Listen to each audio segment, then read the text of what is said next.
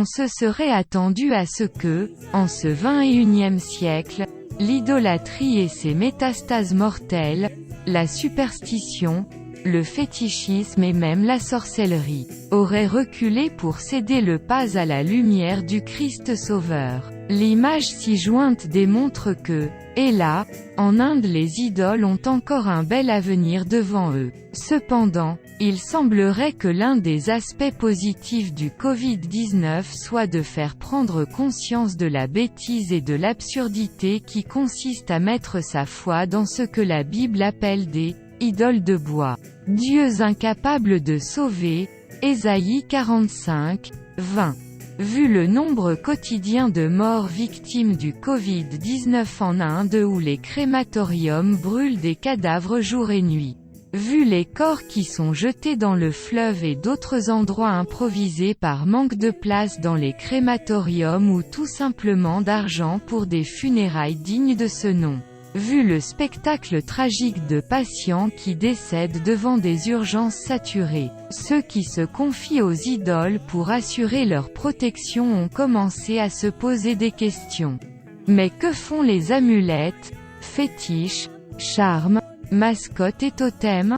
Pourquoi y a-t-il 350 000 nouveaux cas par jour en moyenne et plus de 3000 morts quotidiens? Donc, vous pourrez le voir dans la vidéo ci-jointe, certains idolâtres en Inde ont commencé à ouvrir les yeux. Ils ont commencé à jeter et à se débarrasser de ces idoles, objets de leur adoration encore récemment. De l'autre côté, l'Afrique continue de faire l'étonnement du monde entier, alors qu'au début de la pandémie, le secrétaire général de l'ONU, Antonio Guterres déclarait: je crains qu'on aura en Afrique des millions et des millions de personnes infectées et même si la population est plus jeune que dans le Nord, que dans les pays les plus développés, il y aura nécessairement des millions de morts. Déclaration faite sur Radio France Internationale, le 28 mars 2020.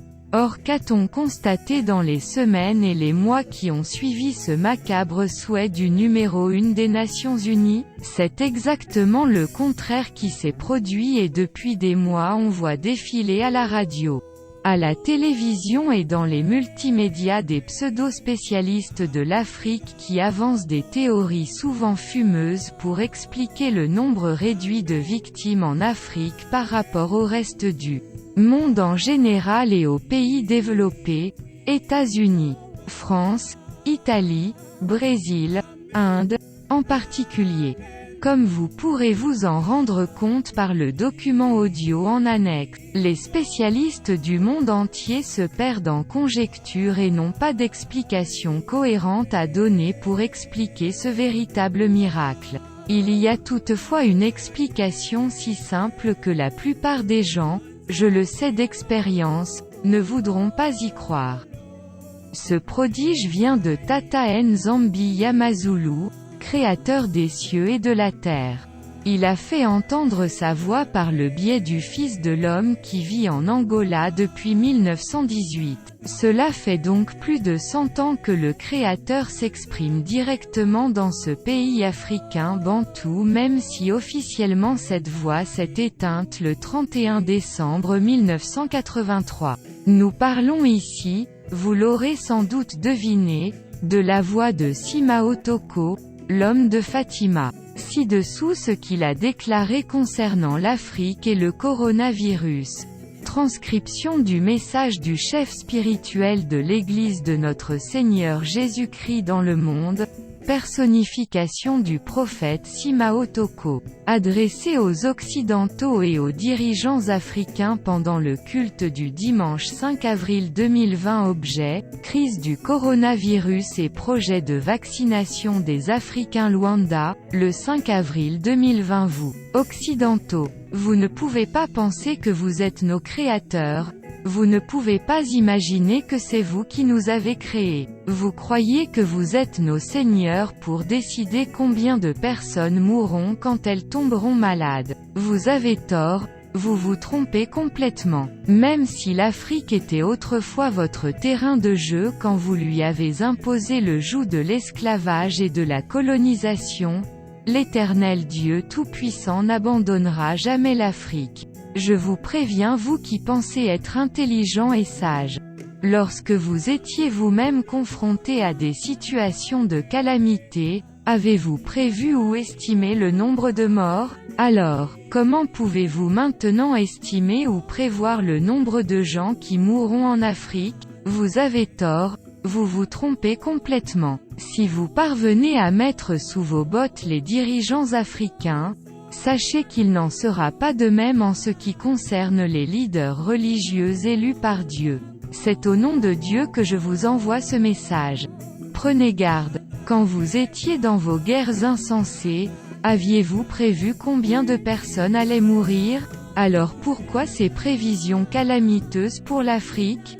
Parce que vous continuez à croire que les Africains sont des animaux, qu'il n'y a personne pour parler en leur nom, personne pour les défendre? Vous vous trompez, mes chers amis occidentaux.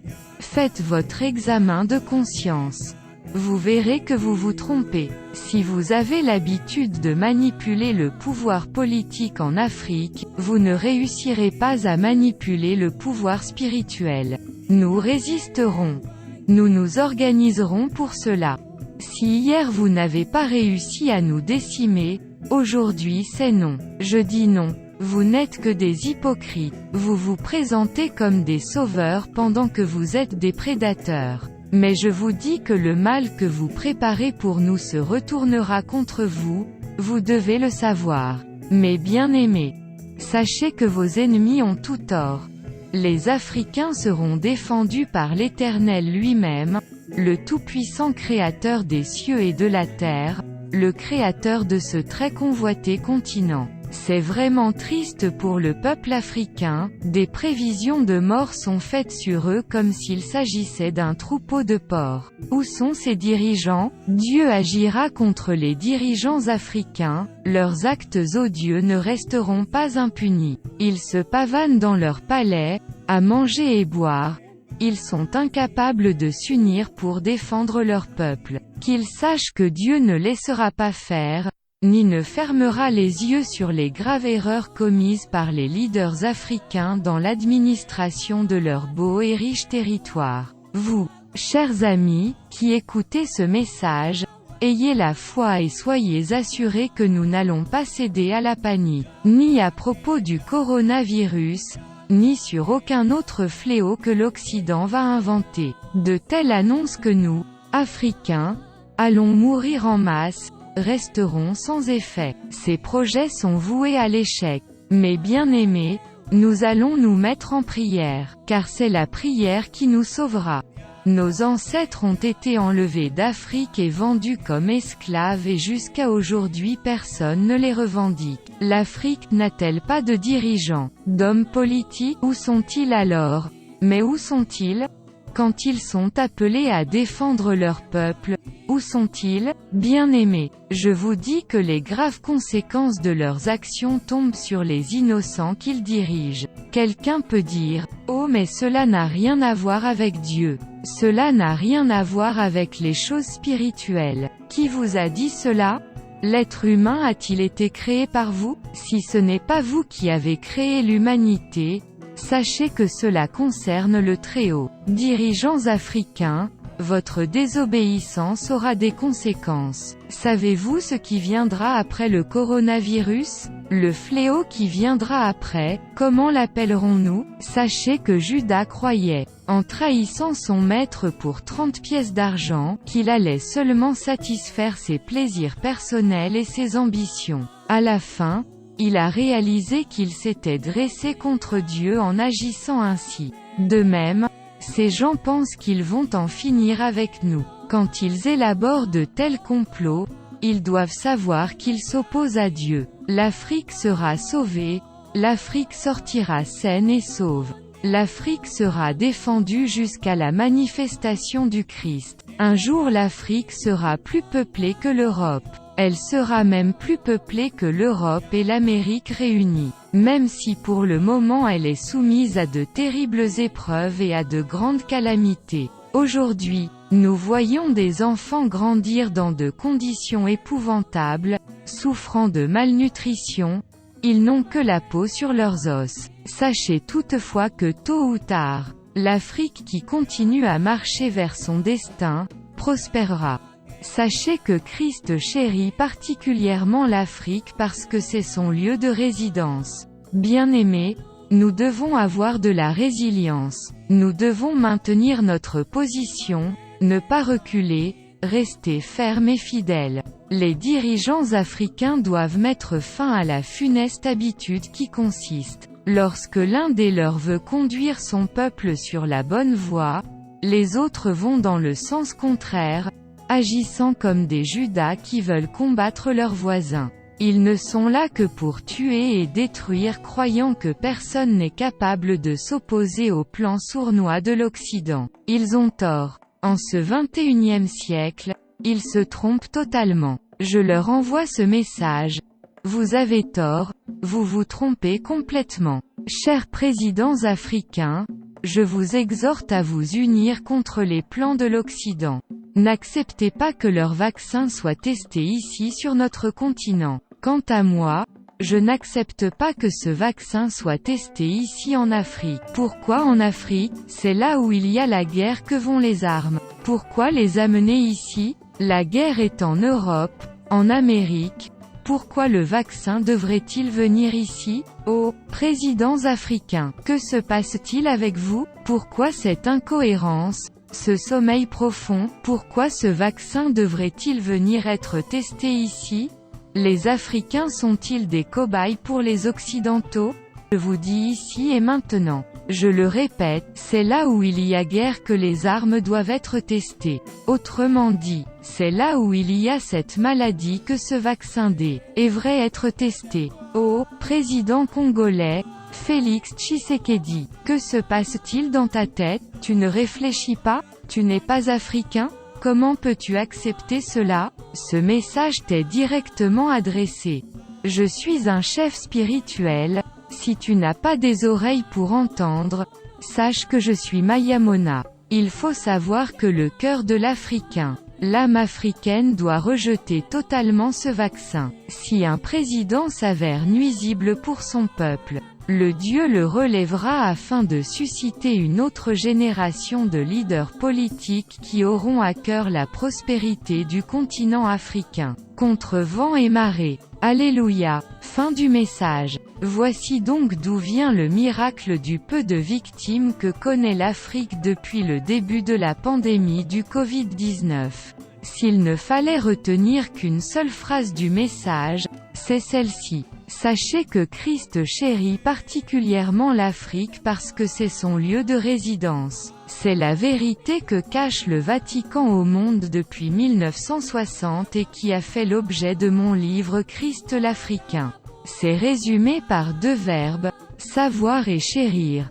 La révélation du troisième secret de Fatima. Ce message date du 5 avril 2020 au moment où la peur, pour ne pas dire la panique, commençait à gagner le continent africain. Personne ne pouvait pronostiquer une situation sanitaire aussi favorable pour l'Afrique dans les mois qui allaient suivre. Nous avons déjà eu l'occasion de donner le critère par lequel reconnaître un faux prophète, quand ce que dira le prophète n'aura pas lieu et n'arrivera pas. Ce sera une parole que l'Éternel n'aura point dite. C'est par audace que le prophète l'aura dit, n'aie pas peur de lui. Deutéronome 18h22. En retournant cette phrase à 180 degrés, elle devient « Quand ce que dira le prophète aura lieu et arrivera, ce sera une parole que l'Éternel aura en vérité dit. C'est par inspiration que le prophète l'aura dit, aie confiance en lui. »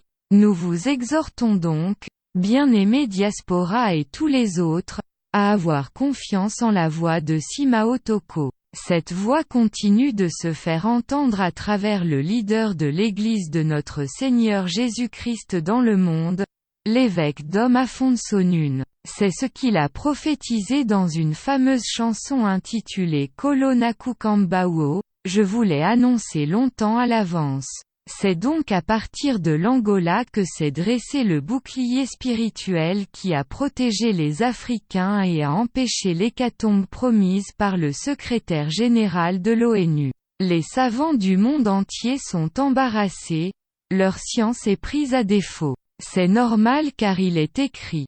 Je détruirai la sagesse des sages, et j'anéantirai l'intelligence des intelligents. Où est le sage? Où est le scribe? Où est le disputeur de ce siècle? Dieu n'a-t-il pas convaincu de folie la sagesse du monde? Bien-aimés sœurs et frères de la diaspora, tournez-vous vers l'Angola. Prêtez l'oreille à la voix qui y parle, c'est celle du Messie d'Isolélé. Cette voix vous appelle à réaliser la prophétie de Sophonie 3h10. Souvenez-vous, car alors, je changerai la langue des peuples en une langue purifiée, pour qu'ils invoquent tout le nom de l'Éternel pour le servir d'un seul cœur. D'au-delà des fleuves de l'Éthiopie, mes suppliants, la fille de mes dispersés, apporteront mon offrande. Ingeta, Pasteur Mélo.